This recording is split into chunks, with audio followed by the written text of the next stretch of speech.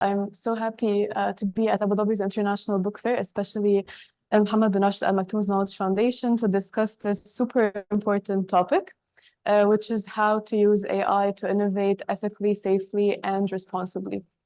So I'll just give a brief presentation, almost 15 minutes. So maybe let's start.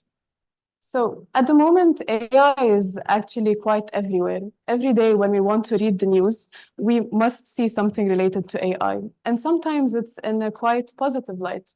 Like AI would be the answer to climate change, or AI will give us the cure to cancer.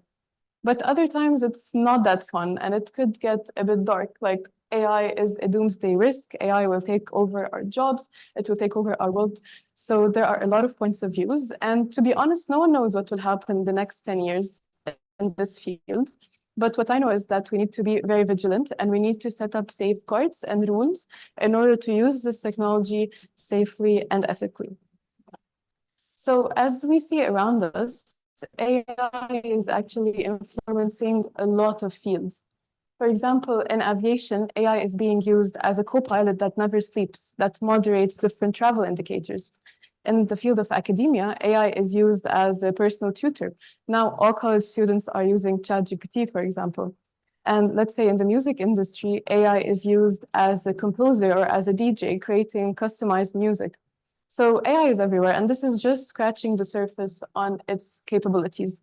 And I've probably said the word AI more than 20 times in the last 5 minutes, so let's rewind a bit. So what exactly is this artificial intelligence that everyone's talking about? Actually, AI involves using computers to do tasks that are usually human tasks that require human intelligence. So we as humans, we perceive our environment, we understand patterns, we understand language, we're capable of translation. So all of what I just mentioned is actually now subfields of AI, like natural language processing, text generation, text summarization, image generation. So it's a huge and broad field that has all of these sections now. And it's actually quite interesting and quite exciting. But how does AI actually do this? Like, what's the basis? So AI basically feeds on data, lots and lots and lots and lots of data. So an AI model gets trained on a large data set in order to understand different patterns, generate insights, do predictions, and hence do actions accordingly. And when I say data, what do I mean? I mean anything that can be digitized. If it's sound waves, if it's text, if it's numbers, if it's images, everything that you can put on a computer can be used to train an AI model. And that's huge. And when we think about this, we think, oh, but what about data privacy? And what kind of data is this AI model actually trained on? And if we come to think about it, the impact AI has on society based on the data that it gets trained on is actually huge. One thing I always like to say is AI doesn't exist in vacuum. Everything, or every time we use AI to train, or every time we use AI for a specific product, it affects our life, it affects society as well. So that is why I want to highlight the point on data. So imagine an image generator, which is an AI model that generates images. Have you ever thought what type of data it's trained on? It's probably trained on art, lots of art, like Mona Lisa, Starry Night, different art images. And have you ever thought, like, if this AI developer training these models used the consent of Van Gogh, let's say, to use his paintings to train? I don't think so. It also may be trained on our pictures, like my LinkedIn profile pic or yours. So the issue is data privacy is very, very fragile here. And here where I would also like to advocate for something that's called the open AI paradigm, which means like people who are working on AI make AI accessible for everyone. And that means the concept of open data. So sharing the data AI models are trained on, sharing the algorithms, sharing the set of rules or regulations they use to develop these models for AI not to be like this black box that we do not actually know what it outputted and how. So there's actually a very cool tool on this topic, which is called Have I Been Trained? It's a tool that's, I think, produced by a company called Spawning AI, where you could actually search your name and check if your image pops up. And if it did, that means like an AI model somewhere used your images to be trained. So this is quite interesting. And a lot of artists are actually using this to see if some AI model is trained on their material without their consent. So this is an example of how AI models should be in terms of openness. And all of this talk on data privacy also raises the question of bias, of ethics, of fairness. And what does that even mean? So I know that at the moment, all the discussions around AI are basically related to bias. And I also know that we as human beings are biased individuals, hence the data we produce is also biased. But I also believe that if we emphasize the topic more often and we emphasize trained on data that is representative of the whole society is crucial, or without that, we shouldn't develop AI. So what does bias actually look like? Once I wanted to play around with an image generator and thought to see what does a professor at a university looks like in the eyes of AI. And as you see here, unfortunately, it's all white men, no women in sight, no different ethnicities. So this is an example of bias. Because, for example, this model didn't use enough data that represented the whole population to train, hence it gave this type of output. Or like if I want to search for a colored photograph of a housekeeper, they're all women of similar ethnicities. Also an example of bias. And there's a lot much more. But like all of this discussion also on bias, on data protection, on data privacy, let's just think that we definitely need kind of like a set of rules or regulations that govern the way we use AI, not just use, the way we develop. So I wanted to lightly touch upon the UN's ethical AI principles, which have recently been published. They're very interesting, and I think if everyone who wants to implement this technology abides by them, we'd probably be safe for now. So the first rule is do no harm, which means that whenever you want to implement an AI model, it shouldn't be to harm people or attack them. The second is define purpose, necessity, and proportionality. So when we want to create AI models, we need to create them. It's not just we're doing it just for the sake of doing it or because it's trendy. They need to have a purpose because the process of creating them is also very consuming to resources, which is something we need to keep in mind if we want sustainability. And then we have fairness and non-discrimination. The same thing that I just mentioned now. AI models should be fair, should be representative of the whole population. This way we make sure that everyone would have access to this technology fairly. And we have sustainability. So like another example, if I want to train a model, I can't just say I want to use 3,000 GPUs to train this model because I want 100% accuracy. This is illogical, and hence it wouldn't be sustainable for the future. So this is a main law when producing these models. And then we have right to privacy, data protection, and data governance, which is very crucial, which means personal data should be respected at all costs, and data privacy rules should also be the first in mind when we want to develop these models. And if specific, let's say, as I mentioned previously, artwork or personal data should be used to train models, it should be consensual and it should be respected. Then we have human autonomy and oversight, which basically means that we can't just develop AI and just leave it, let it be, and produce insights without us analyzing the output. We need to follow a paradigm that's called human feedback in the loop AI, which basically means that whenever AI models produce something, we need to check, we need to make sure that this data is right, not just let it be, produce results.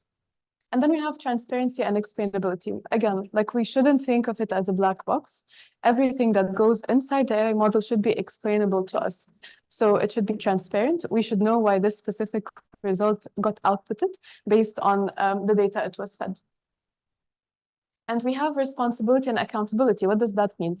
That means that we always should do impact assessments. We should do a lot of auditing when we do AI models. We should make sure that all is up for standard. And last but not least, inclusion and participation, and not just in terms of data, but even when we want to develop these models, we need to make sure that there's different perspectives coming in, different factions of society weighing their opinions on this AI development. And I actually want to touch light on the concept of sustainability and governance because I think it's extremely important. So AI models don't just exist on a real cloud. The clouds they sit on are made of a lot of junk, a lot of plastic, a lot of metal, and a whole bunch of other things that actually produce CO2 emissions. So a really interesting study by Kaggle showed that training a GPT-3 model actually emits 502 tons of CO2 emissions. And if you want to compare it to, let's say, a human life over the average of 1 year, it's actually 5.5 tons, which is insane. And if you want to compare it to air travel, we take traveling from NYC to San Francisco. So to the environment, it produces a lot of emissions. Hence, that's why it should be fit for purpose. We should have the necessity, or like we should see the demand in order to develop these AI models. And because of that, and because of the implications that AI models could have, we have recently seen a huge rise in laws related to AI. As you can see, in 2016, it was almost nil. But now in 2022, it's quite a lot, exponential surge. And one of the key examples, for example, here in the UAE, we have the AI ethics principles and guidelines, which are a great guide when developing these models. We have the blueprint for an AI Bill of Rights by the US, and we have the EU's AI Act, which was quite famous in the past couple of months. So why now, and why is there a lot of countries having this in mind, and why are they producing a lot of laws? Because as time passes, we see how AI is ingrained into a lot of different parts of our society, and hence we need these laws to govern it. And similar to what the UNSG said, that we need an AI watchdog that actually watches the work that people develop on AI, similar to what the IAEA does on nuclear energy. And this just emphasizes more and more the importance of this topic. So I'll give you a very small snapshot on AI governance principles. So these are principles that countries put in order how to use AI. And they could range from a variety of topics, like, for example, accountability, trustworthiness, responsibility, privacy, safety and security, fairness, bias and detection, and finally, explainability and transparency. And I won't go into details because we already touched a bit upon them on the ethics part. But this is just to give you like a snapshot on how would a governance principle set look like. So in a more positive light, and just thinking positively about this technology, not just scaring people from it, it has actually helped a lot in the realm of sustainable development. So I'm just going to mention some super interesting projects UNDP is doing across different countries. So on SDG 1, no poverty, Philippines actually created a very interesting AI tool that maps poverty indicators based on satellite imagery and based how much specific regions have electricity, which is super cool. And on Zero Hunger, India is using AI for pest monitoring. So they monitor pests through these AI tools or drones, I think, across different crops, and that would cause an increase in crop yields. On good health and well-being, Egypt has actually created an AI chatbot for hearing impaired people that help them pursue with their daily lives. On responsible consumption and production, Ecuador did an AI tool that actually tracks cocoa production. So they actually now have like a traceability in the chocolate bar industry, which is very impressive. And on peace, justice, and strong institutions, Brazil are actually using AI in court systems to automate the generation of different reports that would help lawyers and judges do their work more efficiently. And finally, just to finalize it, at UNDP and the Regional Bureau of Arab States, I'm actually leading some cool work on AI for sustainable development, which basically is a platform that would allow different people, researchers, academics from the Arab region to have access on different AI models, tools, data across 4 key areas, which are water sustainability, agriculture, social cohesion, which is an open tool that's the main purpose is to make AI accessible for everyone. And on this initiative, we actually partnered with His Excellency's office, His Excellency, the Minister of AI. And we have our knowledge partner, Mohammed bin Zayed, University of AI, supporting as well, to have AI for everyone, leaving no one behind. Thank you so much. That was there.